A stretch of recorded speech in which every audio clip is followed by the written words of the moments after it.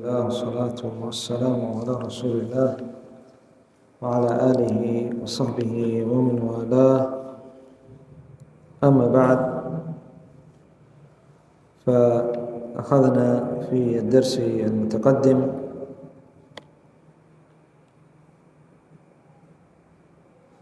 أن الخبر انتشر وشاع في البلد، وتحدثت به نساء البلد، فجعلنا يلقينا اللوم على امرأة العزيز.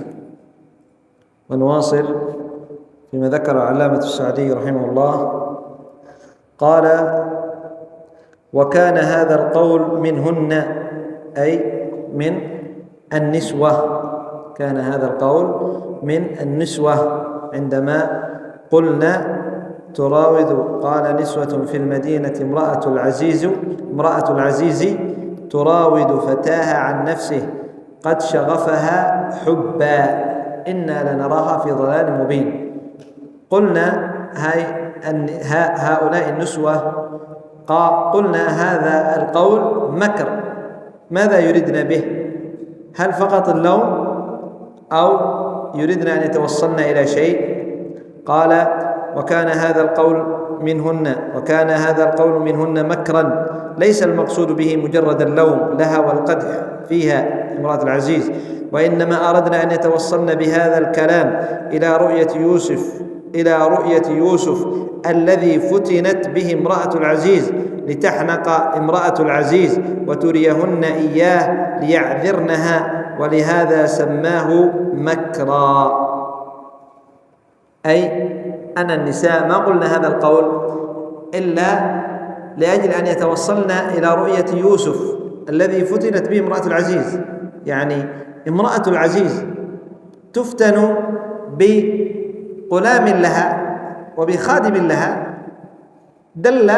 يقولنا النساء دل على أن الخادم يعني فيه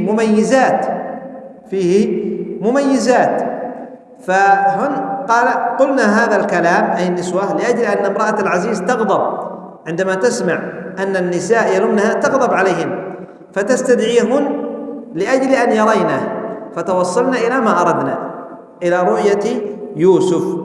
قال: فلما سمعت بمكرهن، الله عز وجل سماه مكر. هذا الذي قول النساء وكلام النساء سماه مكر، لأنهن يريدن أن يتوصلن إلى رؤية يوسف. قال: أرسلت إليهن تدعوهن إلى منزلها للضيافة، وأعتدت لهن متكأ، أي محلا مهيئا بأنواع الفرش والوسائد، وما يقصد بذلك من المآكل اللذيذة. وكان في جملة ما أتت به وأحضرته في تلك الضيافة طعام يحتاج إلى سكين، إما أترج أو غيره، أي جهزت لهن يعني المجلس، فرش ووسائد، وجاءت بطعام لأجل يكن معروف أن الذي يأتي ضيف لا بد أن يجعل له طعام. ومن ضمن هذا الطعام فيه فاكهة تحتاج إلى أن تقطع بالسكين. هذه الفاكهة أترج أو غيرها، لا داعي لمعرفة ما نوع الفاكهة التي جاءت بها، التي قطعناها، الفائدة. هل تستفيد شيء؟ ما يستفيد مرة شيء. إذن هذا مما لا فائدة فيه. فقد يعني كثير من الناس يظن نفسه أنه عالم إذا عرف الفاكهة التي قطعناها، وقطعنا أيديهن. وبعضهم يجعلوا هذه أسئلة تعجيزية يسأل بها يعني من هو متعلم أو من العلماء، يسأل بهذا، يقول: إذا لم تجب فأنت لست بعالم أو لست بطالب علم. هذا ما هو صحيح، لأن هذه يعني مسألة معرفة ما هي الفاكهة. ماذا سنستفيد؟ هل سنستفيد أمر نفعله، أو يعني أمر واجب نفعله أو مستحب، أو أمر محرم نتركه؟ ماذا سنستفيد؟ ولم نستفيد شيء. إذن يقول فاكهة تحتاج إلى سكين، تحتاج إلى تقطيع. وقد حشى بعض أهل التفسير يعني كتبهم بالإسرائيليات، يعني يذكروا النوع الفاكهة وغير ذلك مما لا فائدة تحته. قال: وآتت كل واحدة منهن سكينا ليقطعن فيها ذلك الطعام، وقالت ليوسف: اخرج عليهن، في حالة جماله وبهائه، فلما رأينه أكبرنه أي أعظمنه في صدورهن، ورأين منظرا فائقا لم يشاهدن مثله، هو أجمل خلق الله. قال: وقطعن من الدهش أيديهن بتلك السكاكين التي معهن، وقلنا: حاشا لله، أي تنزيها لله، ما هذا بشرا، إن هذا إلا ملك كريم. وذلك أن يوسف أعطي من الجمال الفائق والنور والبهاء ما كان به آية للناظرين وعبرة للمتأملين. فقد وصلنا إلى مقصودهن، وصلنا النسوة إلى ما أرد. ماذا أردنا بالكلام؟ وقال: نسوة في المدينة امرأة العزيز تراود فتاها عن نفسه قد شغف حبا. ماذا أردنا هؤلاء النسوة من هذا الكلام؟ هل أردنا أنهن يلمن فقط امرأة العزيز؟ لا، أردنا ماذا؟ أن يتوصلن إلى رؤية يوسف، فلذلك سماه الله عز وجل مكر. فلما سمعت بمكرهن مكرنا بهذا الكلام، وإلا إذا كان قصدهن فقط اللوم لم يسميه الله عز وجل مكر. فإذا جهزت لهن المكان للجلوس، وآتت بالطعام، وآتت من أنواع الطعام ما يحتاج إلى سكين، وآتت أعطت كل واحدة سكين. وفي أثناء جلوسهن وهن يقطعن الفاكهة قالت ليوسف: اخرج عليهن، في أحسن منظر. ويعني هو يعني أعطي جمالا فائقا، كما ذكر العلامة السعدي، أعطي جمال فائقا، ومع ذلك كان يعني ما نقول يعني نظيف في وقت أنه ترتب ولبس ثياب جميلة. فلما خرج هو لا يعلم، هذا مكر من امرأة العزيز، هو لا يعلم أن هؤلاء النسوة أنها تريد أن تريه النسوة يوسف عليه السلام، لا يعلم. فلما خرج عليهم عند ذلك جعلنا لا يبالين السكين، لا يبالين من كثرة الدهشة والاستغراب، ويعني الشيء العجيب من جمال يوسف عليه الصلاة والسلام، دل على يعني جمال عظيم، حتى أنهن قطعن أيديهن وهن لا يشعرن أنهن يقطعن أيديهن.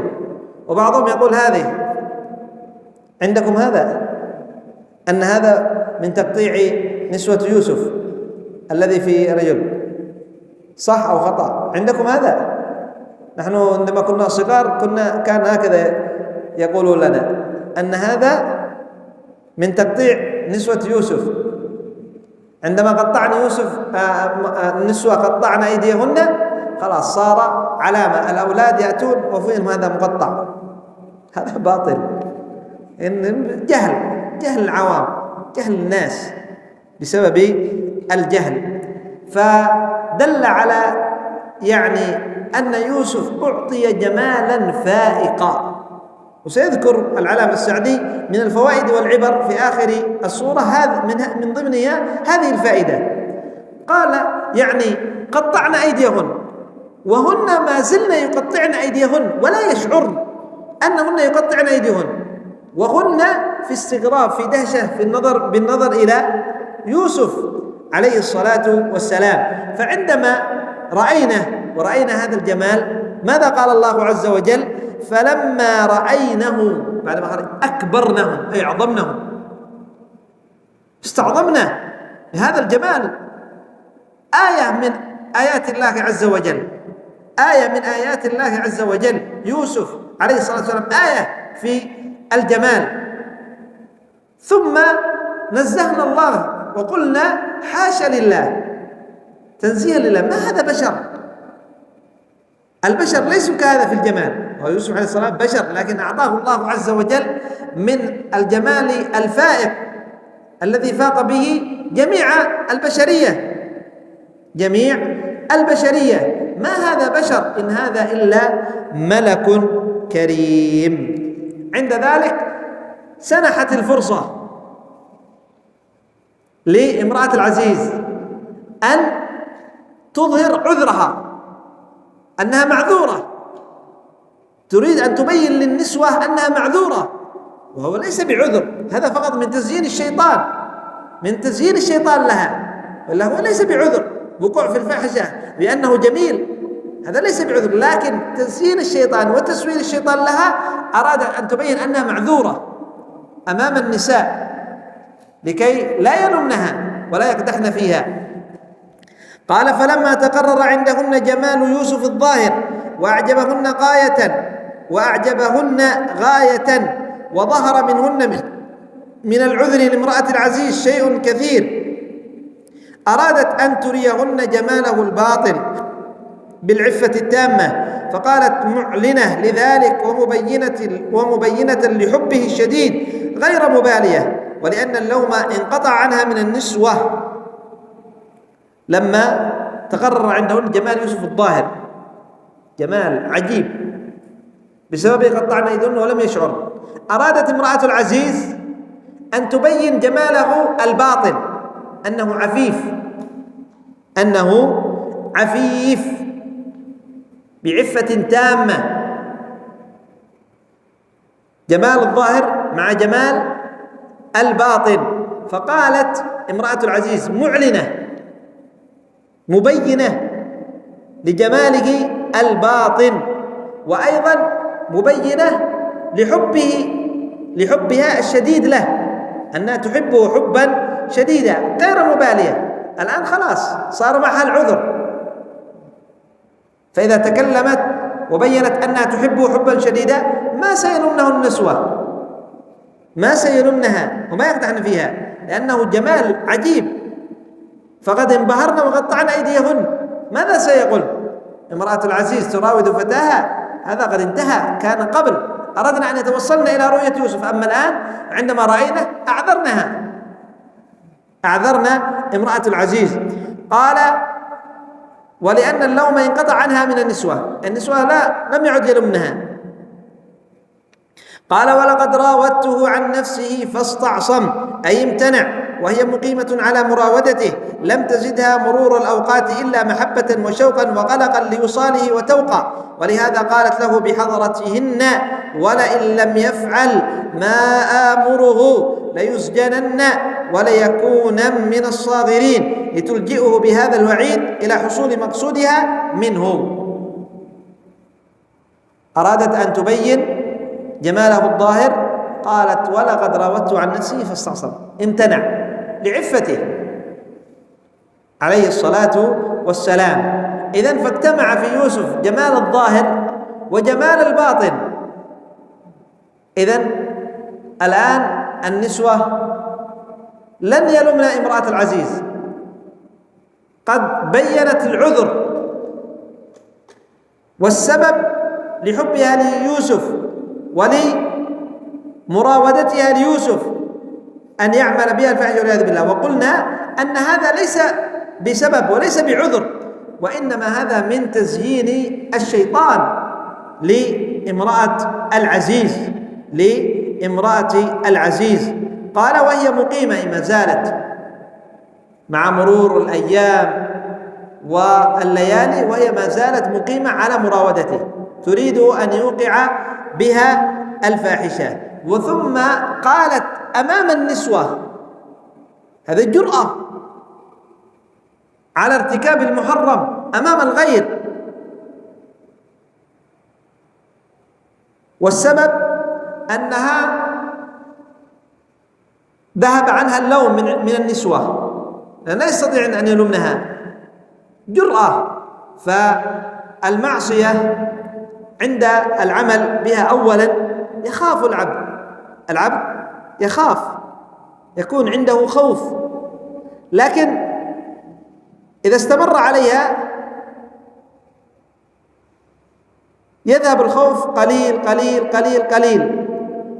وأيضا يكون عنده خوف من الناس، لكن إذا اطلع عليه بعض الناس وبين عذر، بين هذا عذر لمن اطلع من الناس عنده، بين له عذر أنه يقع في المعصية لسبب كذا وكذا، أو يريد كذا وكذا، أو يريد مصلحة. الشيطان يسول للعبد، يسول للعبد، وهذا يحصل من يعني الجميع، من الجميع. كلنا يعني نخطئ، وكلنا يسول لنا الشيطان هذا الأمر، ولكن هذا من باب المثال. فإذا العبد أول ما يعمل المعصية يكون خائف، صح؟ بعدين إذا استمر عليها تسهل، أصبح عنده شيء أمر عادي. فإذا اطلع عليه بعض الناس، هو كان خائف، هذا خائف قليل من الناس، فإذا اطلع بعض الناس وبين له عذر، أنا لا أعمل هذا إلا لسبب كذا وسبب كذا، فإذا أعذره الناس عند ذلك يعلن، يجاهر بالمعصية، صح أو خطأ؟ صح أو خطأ؟ فهكذا حصل لامرأة العزيز. أول شيء خافت، ما قالت سيدها عندما جاء عند الباب، ما قالت أنا راودته، لا، خافت. قالت ما جزاء من أراد بأهلك سوءا، اتهمته. فلما ظهر أنها هي المراودة، أنها هي المراودة، خلاص ما وقع عليها عقاب، أصلا ما زال قد الناس عرفوا أني أنا المراودة، وأنا ما أحد يعني جاء يلومني إلا النسوة، في هناك لوم.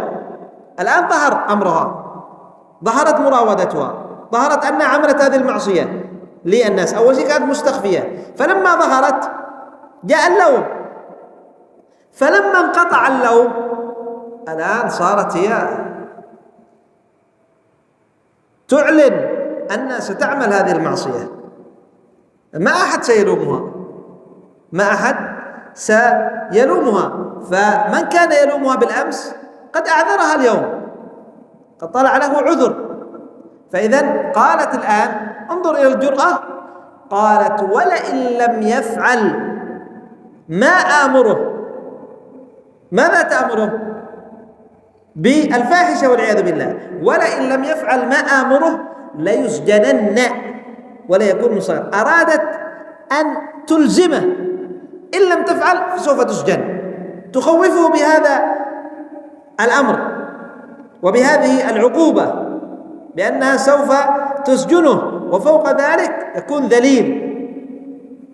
ولئن لم يفعل ما آمره ليسجنن وليكونن من الصاغرين، أي الذليلين. فهل نفع ذلك معها عند يوسف؟ لا، كلا وحاشا، كلا وحاشا، إنه من عبادنا المخلصين. عند ذلك يوسف رأى أن يعني امرأة العزيز قد تجرأت على المعصية، وما أحد يردعها وما أحد يلومها، وهي ستفعل ما تريد، ستفعل ما تريد، ستسجن.